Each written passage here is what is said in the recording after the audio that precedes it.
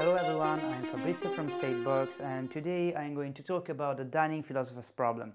This is a classic problem in computer science to show the behavior of distributed systems and the problems that can arise in distributed systems design.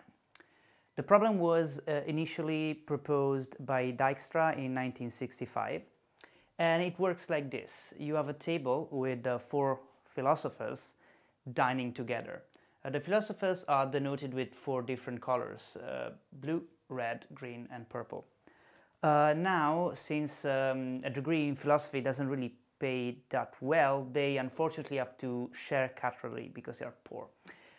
The way this works is that every philosopher has to follow very strict rules about what can and cannot do.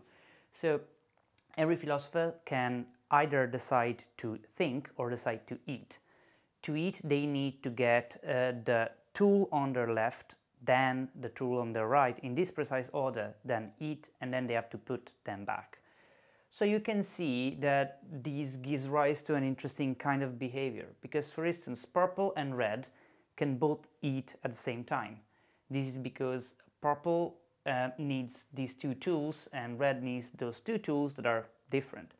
But for instance, if purple decides to eat, then green will have to wait purple to finish, because the fork that green needs is already being taken by purple.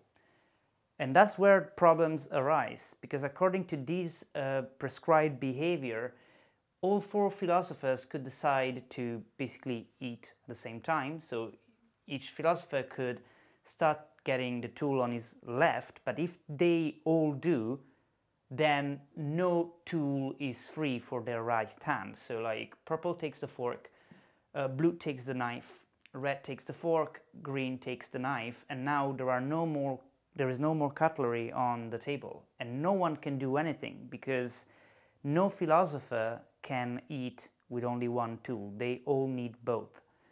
So you see that the situation now is completely jammed and we get what is called a deadlock.